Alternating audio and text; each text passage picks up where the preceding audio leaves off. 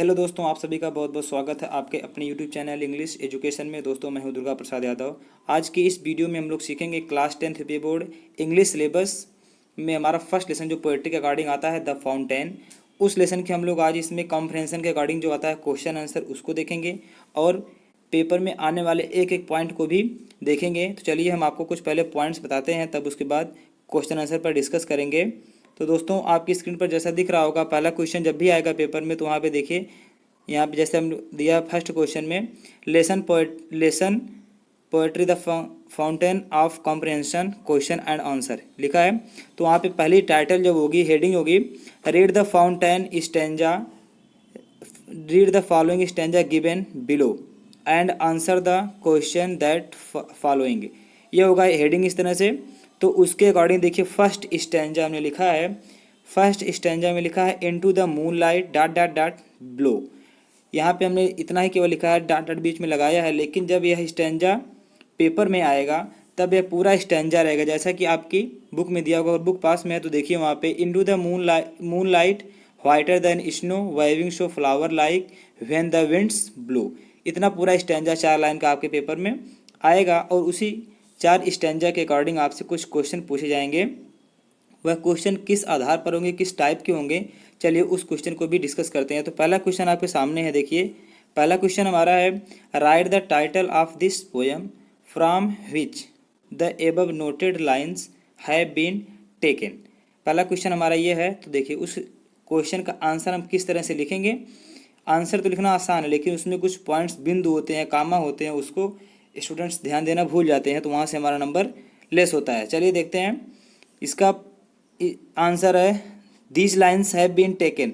चलिए पहले यहाँ पे एक पॉइंट ध्यान देते हैं, अगर आप यहाँ पे दीज लिखेंगे तो आपको लाइन्स लिखना होगा, और अगर यहाँ पे आप दिस लिखते हैं तो लाइन लिखेंगे। उसके बाद हेल्पिंग और हैज लिखेंगे, अगर यहाँ पे लाइन्स रहेंगे तो हैव लिखेंगे। These lines have been taken from the poem. Poem के बाद देखिए यहाँ पे हमने लिखा है पोएम का नाम द फाउंटेन। द फाउंटेन को आप जब भी लिखेंगे तो ये पोएम का नाम है, इसलिए यहाँ पे इसको डबल कामा में बंद करेंगे और इसका फर्स्ट लेटर हमेशा कैपिटल रहेगा। आगे देखते हैं कंपोज्ड। यहाँ पे ये पोएम है, पोएम कभी भी लिखी नहीं जाती, कंपोज की जाती है, इसलिए यहाँ पे कंपोज्ड है। अगर यही चीज़ स्टोरी में रहेगा, जैसे प्रोज में पहला लेसन आपका इंचेंटेड पूल है, अगर प्रोज के अकॉर्डिंग पूछे गए चीज़ तब वहाँ पर हम कंपोज की जगह रिटन बाय लिखेंगे। ठीक, आगे composed by James Russell Lowell. यहाँ पे देखिए ये पोएट का नाम है जेम्स रूसेल लॉवेल। जहाँ पे भी पोएट का नाम पूछेगा या अथर का नाम पूछेगा, उसको आप हमेशा फर्स्ट लेटर उसका कैपिटल में लिखेंगे। तो आपका ये पहला आंसर था। आयोग की क्लियर है। चलिए एक बार फिर से देख लेते हैं। These lines have been taken from the poem the fountain composed by James Russell Lowell. चलिए दूसरा क्वेश्चन देखते हैं। दूसरा क्वेश्चन हमारा है, point out the rhyming words in the stanza. Point out rhyming word. Rhyming word का मतलब क्या होता है, एक समान स्वर वाले शब्द, समान स्वर वाले तुकबंदी शब्द जिसको बोलते हैं हम। तो इस स्टेंजा में पहले आप एक बार पढ़ के देख लीजिए, into the moonlight whiter than snow waving so flower like when the winds blow. तो आपको दिख रहा होगा 2 वर्ड वहाँ पे, स्लो और ब्लो, दोनों का साउंड एक तरह से प्रोनाउंसिएशन हो रहा है। तो स्लो और ब्लो यहाँ पे जैसा कि हमने लिखा भी है, स्लो और ब्लो। अगर यहाँ पे पेपर में एंड नहीं लिखेंगे तो उसकी जगह पे हाइफन यानी कि बेड़ी पाई लगा देंगे, तभी काम चलेगा। तो इसका आंसर था the rhyming words in the stanza are slow and blow. चलिए तीसरा क्वेश्चन देखते हैं। तीसरा क्वेश्चन हमारा है, what kind of movement does the word waving suggest. कह रहा है कि पोएट इसमें पूछना चाहता है कि वेविंग जो वर्ड है यह हमें क्या सजेशन देता है, क्या सुझाव दे रहा है। तो इसका आंसर है the word waving suggests in trembling और shaking of sprinkle of fountain when winds blow. कह रहा है कि हमें हमेशा उसी तरह से, जिस तरह से फव्वारा जब भी हमारे चलते तो झूमता रहता है, उसी तरह से हमें अपने जीवन में गतिशील रहना चाहिए, गति करना चाहिए। चलिए अगला क्वेश्चन देखते हैं, हमारा क्लियर है ये भी। चौथा क्वेश्चन है, what colour is the fountain in the moon light. कह रहा है कि चंद्रमा के प्रकाश में फव्वारे का रंग, कलर कैसा होता है। तो जैसा कि दिख रहा है स्क्रीन पे, the colour of fountain is white in the moon light. मतलब क्या, सफ़ेद होता है चंद्रमा के प्रकाश में। फाउंटेन का जो कलर होता है वो कैसा होता है, वाइट, सफ़ेद होता है। चलिए अगला क्वेश्चन देखते हैं। अगला क्वेश्चन हमारा है, what happens to the fountain when the wind blow. चलिए इसका आंसर देखते हैं। It was as like flower when the wind blow. इसका आंसर है, देखिए क्वेश्चन क्या कह रहा है, व्हाट हैपेंस, क्या होता है, to the fountain when the wind blow, जब हवाएं चलती हैं तो फव्वारे के साथ क्या घटना होती है। It wave as like flower, या फूलों की तरह वेब करता है, झूमता है, व्हेन द विंड्स ब्लो, जब हवाएं चलती हैं। चलिए आपका ये फर्स्ट स्टैंजा क्लियर है। अब हम लोग देखेंगे सेकंड स्टैंजा को। दूसरा स्टैंजा हमारा है, you're in motion dot dot dot a very. आपके पेपर में जैसा कि हमने बताया पहले ही, केवल इतना ही नहीं देगा, पूरा स्टैंजा देगा। बुक में देख लीजिए एक बार, ever in motion blithesome and cheery still climbing heavenward never aweary. इतना आपके पेपर में आएगा और इसी स्टैंजा के अकॉर्डिंग कुछ क्वेश्चंस पूछा जाएगा। तो पहला क्वेश्चन जैसा कि हमने आपको बताया था वही क्वेश्चन फिर पूछा है यहाँ पे, उसको कितनी तरीके से घुमा करके पूछ सकता है उसको देखेंगे हम लोग। देखिए पहले वाले स्टैंजा में जब पूछा था तो वहाँ पे दूसरी चीज़ पूछा था यही चीज़, लेकिन वहाँ पे दूसरी तरह से पूछा था। यहाँ पे क्या पूछ रहा है, correct, right the title of the poem from which the above noted lines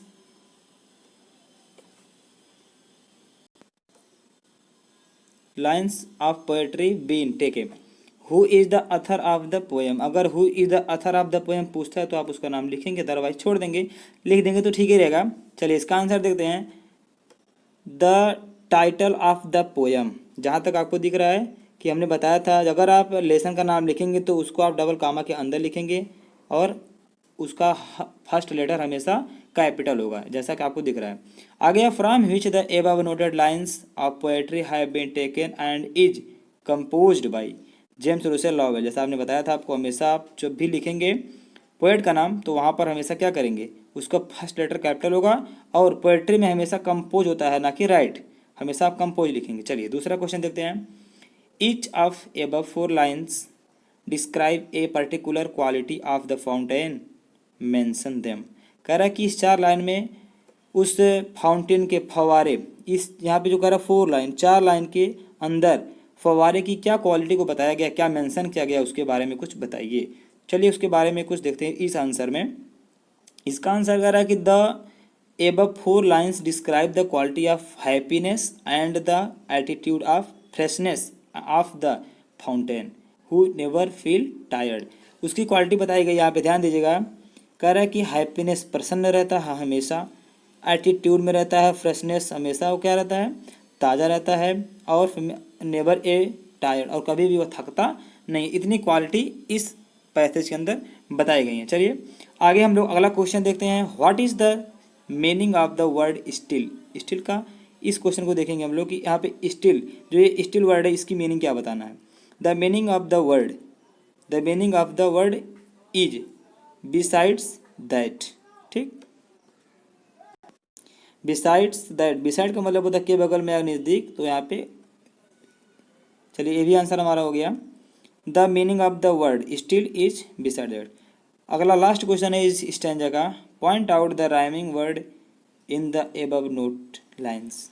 देखिए राइम वर्ड का मतलब जहाँ तक हमने आपको बताया था कि समान स्वर वाले शब्द, जिसको हम कहते हैं तुकबंदी शब्द, यहाँ पे दिया है चेरी एंड वेरी। जब हम चेरी और वेरी दोनों को बोलेंगे तो हमेशा दोनों का जो स्वर होगा, प्रोनाउंसिएशन होगा, सेम साउंड निकलेगा। तो हमारा 2 स्टैंजा क्लियर है। आगे देखते हैं तीसरे स्टैंजा को। दोस्तों अब हमें आगे देखना है थर्ड स्टैंजा को। तो आपके सामने स्टैंजा लिखा है, full of nature dot dot dot your the same. आपके सामने जब पेपर में फुल स्टैंजा मिलेगा तो किस तरह से मिलेगा, एक बार उसको अपनी बुक में हम लोग पढ़ के देख लेते हैं।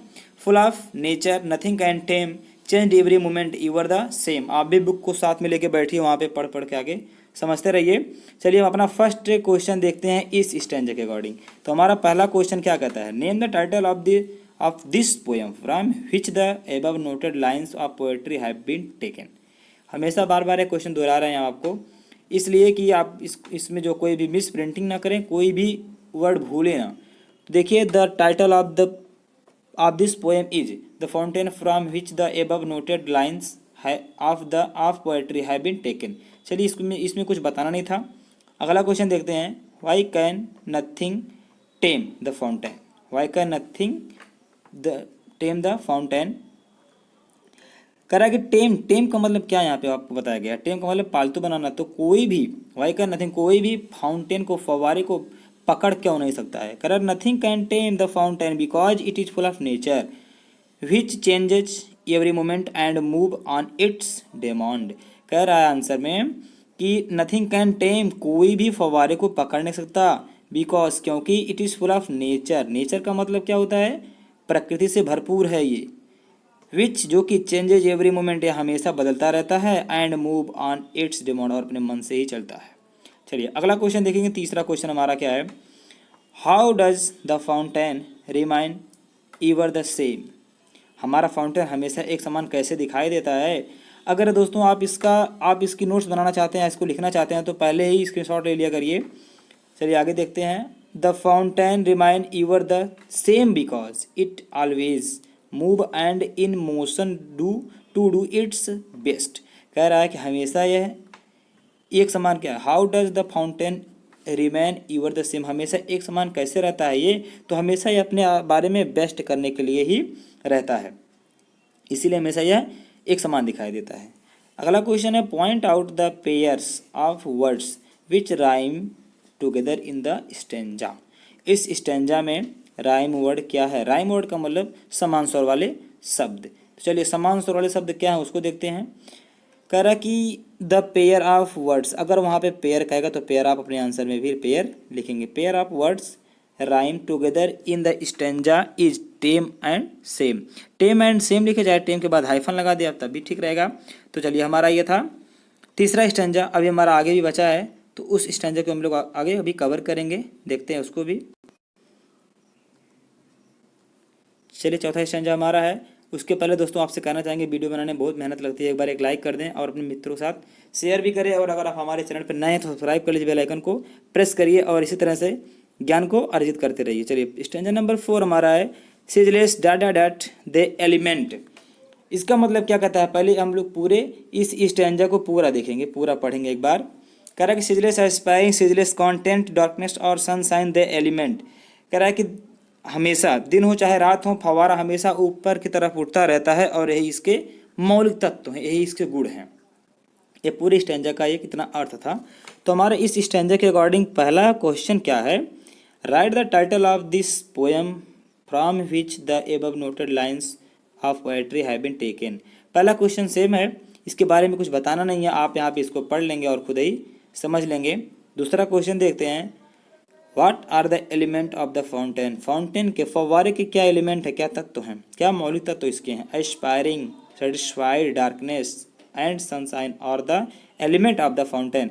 कह रहा है कि इसके जो एलिमेंट है, जो इसके मौलिक तत्व हैं, वो एस्पायरिंग है, लगातार ऊपर की ओर उठते रहना, सेटिस्फाइड संतुष्ट रहना, और डार्कनेस और सनशाइन। कह रहा दिन होगा चाहे रात होगा, यह हमेशा संतुष्ट होता है और हमेशा ऊपर की तरफ उठता रहता है, यही इसके मौलिक तत्व हैं। चलिए लास्ट क्वेश्चन है लास्ट स्टेंजा का हमारा ये। What are the rhyming words in the stanza.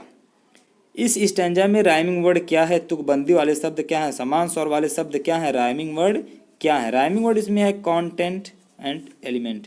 Content और एलिमेंट आप बोलेंगे, दोनों का स्वर समान निकलेगा। तो दोस्तों आज का था हमारा ये छोटा सा और प्यारा सा वीडियो, जो कि आपके पेपर के लिए बहुत ही हेल्पफुल साबित होगा। तो उम्मीद करते हैं कि आपको बहुत अच्छा लगा होगा, और अगर अच्छा लगा तो वीडियो को लाइक करें, वीडियो को शेयर करें, और हमारे चैनल को सब्सक्राइब करें।